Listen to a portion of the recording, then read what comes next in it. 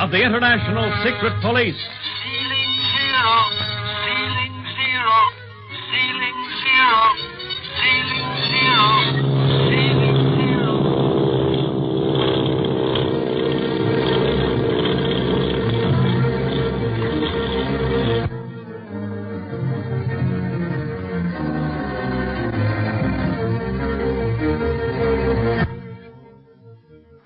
In the first episode, you remember, Clint Barlow, brilliant young operator of the International Secret Police, was called to his chief's headquarters for details of a new case concerning the activities of the Octopus, the most dangerous criminal alive. With Clint was Barney Dunlap, his right-hand man. During their absence, a member of the Octopus gang came to Clint's rooms, and in spite of the presence of Speed Gibson, Clint's 15-year-old nephew, sought to go through the operator's papers. Speed knocked the man unconscious with the model of the China Clipper that he was constructing, and now we find Speed, Clint, and Barney in the chief's office with their sullen prisoner, Blackie Spears.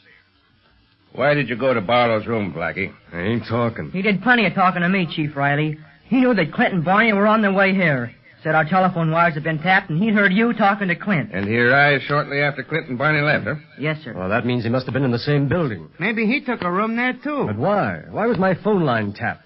And how did he know anything was in the wind? The Octopus has ways of knowing things, Clint, almost before anyone else knows about them. Blackie, it'll be a little easier on you if you'll tell us what you know. You're in the secret police. Supposing you find all that out for yourself. Let me smack him one, Chief. No, Barney. Keep your fist to yourself. We'll keep Blackie Spears with us for a while. Maybe he won't talk to us, but neither will he be able to talk to his gang or be able to get word to the Octopus as to what's happened. You can't keep me here. No, can't we? You force an entrance into my rooms, admit to my nephew that you tapped my phone wires, then you go through my private papers. We can keep you here, all right. Yeah? Well, if it hadn't been for that kid slugging me with his aeroplane, you guys never would have touched me. I'll get you for that, Speed Gibson. You just try anything, and I'll sock you again. Threats to Speed aren't going to help you any, Blackie. Take him out, Barney. Tell Kelly to put him in solitary. Yes, sir. Come on, tough You guy. can't do this to me, I tell you. The gang will rub you out. Ah, save your breath. We don't spare you. Well, I guess that takes care of Blackie Spears, all right. Yeah, thanks to you, Speed. If you hadn't used your wits, he'd have gotten away or perhaps shot it out with Clint and Barney when they returned before he expected them. That's right, Chief Riley. And all because Barney forgot his hat. Well, he made me sore, going through Clint's papers like that. And the secret police books I've been studying say that you should never give a criminal an even break. Something to that effect, Speed. The idea is that the criminal never gives the detective a chance, so it's better to capture him first, disarm him, and then start talking. I sure smashed my China Clipper on his head. Didn't do his head any good either. Has a lump on it about the size of an egg. Speed, how would you like to fly in the real China Clipper? The real Clipper? Oh, gee, Chief. Honest? Now, wait. Now, hold on there, Speed. Now, what do you mean, Chief? Well, you remember I said something over the phone about using Speed on this job, Clint? Mm-hmm. And I said no. Oh, Clint. Supposing you hear the whole story before making a decision, Clint. Our Far East operator sent word by code that the Octopus has reared his ugly head in China. Hong Kong, to be exact. What's his racket this time? Smuggling. Dope and natives. Running dope in and natives out. Doing it on a wholesale scale. His enormous and very effective organization makes his illegal business a lot safer than most legal businesses. And far more profitable. And the best way to combat the evil is at the source. China. Mm-hmm. You want Barney and me to break it wide open, huh? Yes. You're to take the next clipper ship. It leaves day after tomorrow. I've already reserved passage for you. You proceed to Hong Kong at once. Good. Doesn't give us much time, but I've done more and less. Lucky, though, you reserved the passages. Yes, for you, Barney, and Speed. Oh, boy. Now, listen, Chief. Now, Speed doesn't fit into this picture. I wouldn't think of taking him into that hotbed of danger. He's already in it, Clint. I said before that the Octopus has ways of knowing things. Perhaps he already knows of Speed's part in Blackie's capture. Once you leave for China, no matter where you may send your nephew, his life will be in actual danger. Well, that's true. On the other hand, the Octopus will never dream that he's traveling with you. In fact, he can have no knowledge that you're crossing on the China Clipper. And this is where your uncanny knowledge of makeup may bring you close to the Octopus. Oh, you mean I should use a disguise? Huh? Well, you've never been yourself on any job you've undertaken. That's been one of your secrets of success.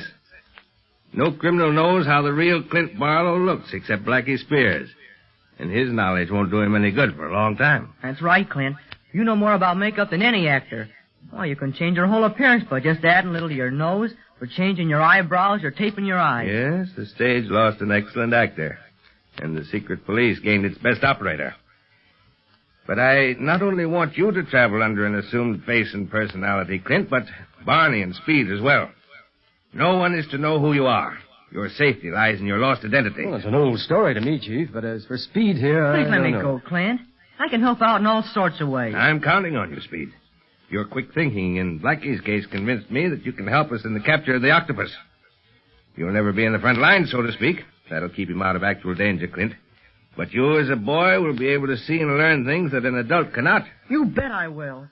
Oh, gee, Clint. Can I go? Can I? Well, after what Chief Riley has said about the danger of leaving you here, and if I can use makeup on you, all right. Yes, you can go. I can't see anything else now. Wee! Oh, boy, what an adventure this is going to be. Not an adventure, Speed, but hard, dangerous work.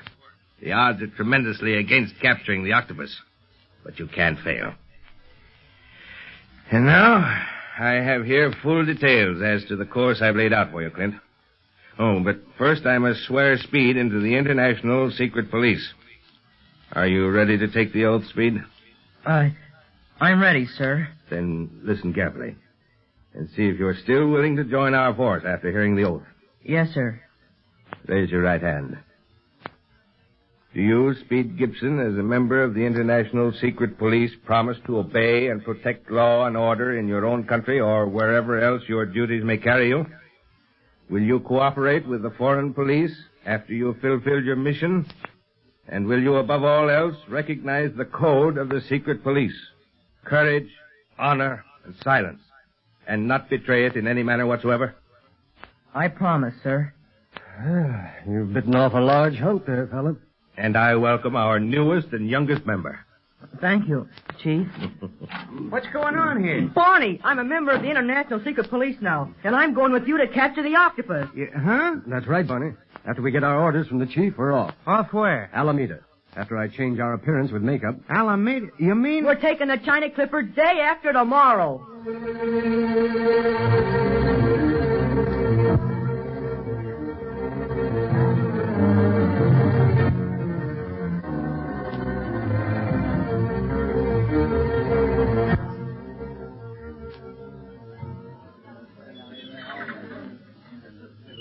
Well, there's the Clipper, Speed. Isn't it a beauty? Look at that wing spread. Yeah, I hope them wings are spread enough to take us where we're going. Oh, doggone this mustache. What's the matter, Barney? Oh, this phony misplaced eyebrow you stuck on my upper lip tickles. It sure looks like it grew there, though, Barney.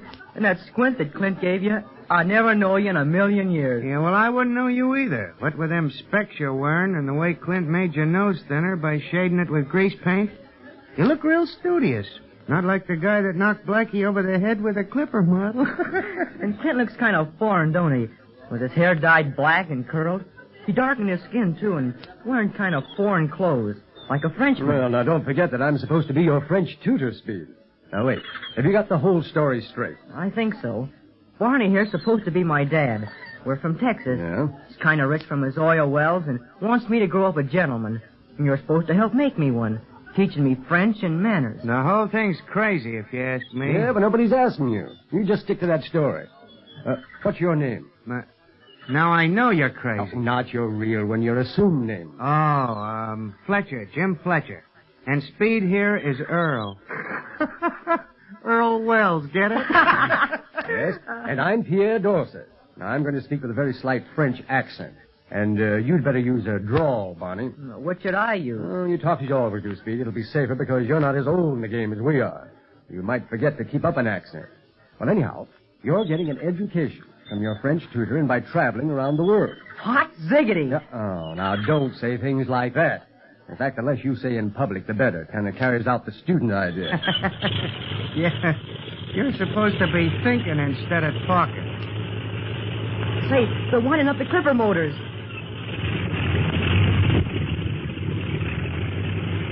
Yeah, won't be long now. Yeah, they're warming them up. Gee, I'm so excited, I don't know what to do. Just think, I'm really going to fly in the China Clipper. Wait a minute. What's wrong? That man in that blue serge suit standing right over there. Remember him, Barney? Say, wasn't he in on that jewel smuggling racket 3 years ago? Right. One of the cleverest smugglers in the business. But we've caught him, and I thought he was safe behind the bars for a good long time. He must have been paroled. Yeah, but why is he going on the China Clipper at this time? Say, I wonder if he's going in with the Octopus on his smuggling. We don't even have to wait to get to China before we start meeting up with that gang. Yeah, maybe I'm all wrong. Maybe his going is pure coincidence. And then again, maybe not. You think he'll recognize you and Barney, Clint? No, Steve. Our disguises are entirely different. On the board for the China Clipper. Stops at Honolulu, Midway Island, Wake Island, Guam, Manila, and the Orient. Gee, now we can go aboard. Oh, wait a minute, Steve. Let our friend in the blue serge get aboard first. What happens when we get to Manila? We'll wait and see what happens aboard the Clipper first, Barney. Can we go now, Clint? The flight crew has gone aboard. Yes, but remember, from now on, when there's anyone else within hearing distance, you're Earl Fletcher, Barney is Jim Fletcher, and I'm Pierre Dorsey. You got it? Yes, Monsieur Dorsey. Monsieur Dorsey. Now, watch yourself. Here come some other passengers, and... Hey, wait a minute. What do you see? That man in the blue serge suit. He's talking to that little guy in the checkered suit. Yeah, and they're looking straight at us. Clint, that guy has spotted us. He's recognized us. They're going to keep us from getting aboard. He's calling that policeman. Come on, we've got to make it.